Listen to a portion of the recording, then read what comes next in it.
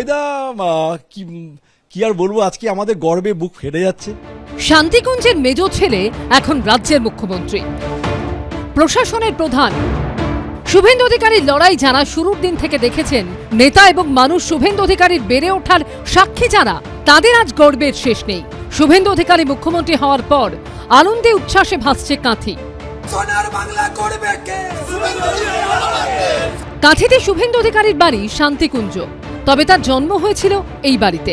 তখনও শান্তিকুঞ্জ তৈরি হয়নি। কিছুটা দূরে স্থানীয় চিত্তরঞ্জন মহাপাত্রর বাড়িতে পরিবার নিয়ে ভাড়া থাকতেন শিশির অধিকারী। কাঁথির শান্তিকুঞ্জের অদূরে এটাই হচ্ছে করকুলি এলাকার ব্রজধাম। 1970 সালে শিশির অধিকারী সপরিবারে এসে এই বাড়িতেই ওঠেন।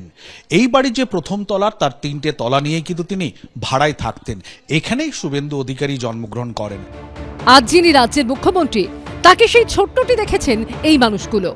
এখানেই জন্মগ্রহণ করেছে, খুব আদরের। ভাইফোঁটা দিতাম। শুভেন্দু অধিকারীর সঙ্গে ছোটবেলার কোনো স্মৃতি আপনার মনে পড়ছে?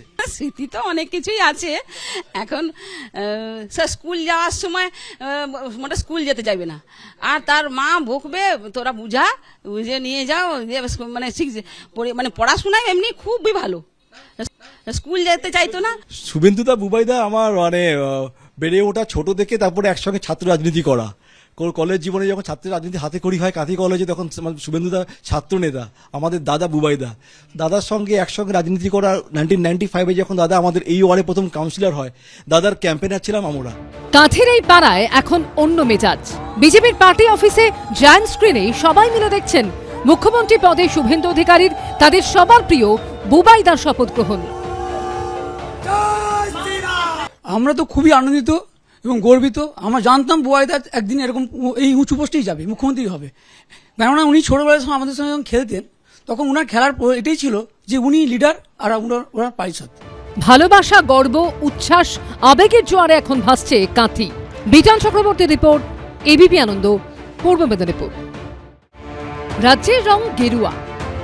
শনিবার ব্রিগেড প্যারেড গ্রাউন্ডে শপথ নিল পশ্চিমবঙ্গের প্রথম বিজেপি সরকার। মুখ্যমন্ত্রী হিসেবে শপথ নিলেন শুভেন্দু অধিকারী। আমি শুভেন্দু অধিকারী পশ্চিমবঙ্গ রাজ্যের মুখ্যমন্ত্রী রূপে আমার কর্তব্যসমূহ নিষ্ঠাপূর্বক এবং বিবেকসম্মতভাবে নির্বাহ করিব। নতুন সরকারের জন্য সেজে উঠছে বিধানসভা থেকে মহাকরণ। মুখ্যমন্ত্রী শুভেন্দু অধিকারীর জন্য বিধানসভায় তৈরি তাঁর ঘর। সরে গেছে মমতা বন্দ্যোপাধ্যায়ের নেমপ্লেট, বসেছে নতুন মুখ্যমন্ত্রীর নাম ফলক। বিধানসভার অন্দরমহলের ছবিটাও বদলে গেছে। এতদিন যেখানে বসতেন মমতা বন্দ্যোপাধ্যায় দীর্ঘ 15 বছর ধরে, ঠিক সেই জায়গায় মমতা বন্দ্যোপাধ্যায়ের নামের ফলক উড়িয়ে শুভেন্দু অধিকারীর নাম ফলক বসেছে।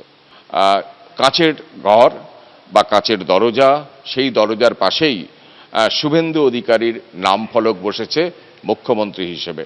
মুখ্যমন্ত্রীর ঘর লাগোয়া অন্যান্য মন্ত্রীদের ঘরের নেমপ্লেটও খুলে ফেলা হয়েছে। চলছে পরিষ্কার পরিচ্ছন্ন করার কাজ। পাশের ঘরটাই পার্থ চট্টোপাধ্যায় বসতেন। দীর্ঘদিন ধরে সেই ঘর বন্ধ ছিল, কিন্তু কালকেই সেই ঘরের তালা ভেঙে সেই ঘরটাকে পরিষ্কার করা হয়েছে। তারপরে মলয় ঘটক বসতেন, তারপর শোভনদেব চট্টোপাধ্যায়, তারপর চন্দ্রিমা ভট্টাচার্য, এবং এই যে একদম আমার হাতের সামনের যে ঘরটা, সেটায় বসতেন ফিরহাদ হাকিম।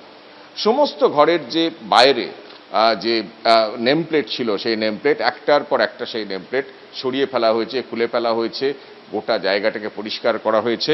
গত 5 বছর শুভেন্দু অধিকারী ছিলেন বিরোধী দলনেতা, তখন বসতেন এই ঘরে। এখন শুভেন্দু অধিকারী রাজ্যের মুখ্যমন্ত্রী। রাজ্যে পালাবদলের পর সবকিছু পরিবর্তন হচ্ছে। আমরা আছি বিধানসভায়, যে ঘরটার সামনে দাঁড়িয়ে আছি, এই ঘরটা বিরোধী দলনেতার ঘর। এখানে এতদিন শুভেন্দু অধিকারীর নাম লেখা ছিল, সেই নাম সরিয়ে দেওয়া হয়েছে। শুভেন্দু অধিকারী এই ঘর থেকে মুখ্যমন্ত্রীর ঘরে যাবেন। আমরা সেই ঘরের ভেতরে ঢুকবো যেখানে বিরোধী দলনেতা বসতেন। এই ঘরের ভেতরে বিরোধী দলনেতা এখান থেকেই তার সমস্ত বিধায়কদের নিয়ে কাজ করতেন। এই যে চেয়ার আমরা দেখতে পাচ্ছি, এই চেয়ারে শুভেন্দু অধিকারী এতদিন বসতেন। এবার এই ঘর থেকে শুভেন্দু অধিকারী মুখ্যমন্ত্রীর চেয়ারে বসবেন। সত্যি কথা বলতে কি, কাজ করে প্রচুর আনন্দ পেয়েছি ওনার সঙ্গে কাজ করে। দরাজ মনের লোক, আর যেটা মনে করেন করব সেটা করেই ছাড়েন। এইটা বললাম, উনি এত ডিটারমাইন্ড যে কোনো ব্যাপারে, এত সাংঘাতিক ডিটারমিনেশন আমি খুব কম লোকের মধ্যে দেখেছি। আমি সত্যি খুব আনন্দিত ওনার সঙ্গে কাজ করি। বিজেপি জানিয়েছে নবান্ন নয় মহাকরণ থেকেই চলবে বিজেপি সরকার, তবে মহাকরণ এখনো পুরোপুরি তৈরি হয়নি। সূত্রের খবর, সে কারণে সাজিয়ে তোলা হচ্ছে বিধানসভা চত্বরের প্ল্যাটিনাম জয়ন্তী স্মৃতিকক্ষের 4 তলার কনফারেন্স রুম। যতদিন না মহাকরণে মুখ্যমন্ত্রীর ঘর তৈরি হচ্ছে ততদিন এই ঘর থেকে চলতে পারে মুখ্যমন্ত্রীর সচিবালয়। মন্ত্রিসভার প্রথম বৈঠকও এখানে হতে পারে বলে সূত্রের খবর।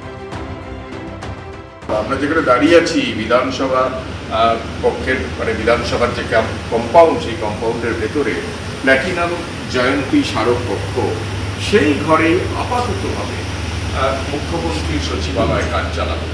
এই যে কনফারেন্স রুম আমরা দেখতে পাচ্ছি, সেই কনফারেন্স রুমকে বিধানসভার কর্মীরা এইভাবে সাজিয়ে তুলেছেন। সব মিলিয়ে নতুন সরকারের শপথ গ্রহণের পর মহাকরণ থেকে বিধানসভা সব জায়গায় চূড়ান্ত ব্যস্ততা। কৃষ্ণেন্দু অধিকারী রিপোর্ট, এবিপি আনন্দ, কলকাতা। এবিপি আনন্দ, এগিয়ে থাকে, এগিয়ে রাখে।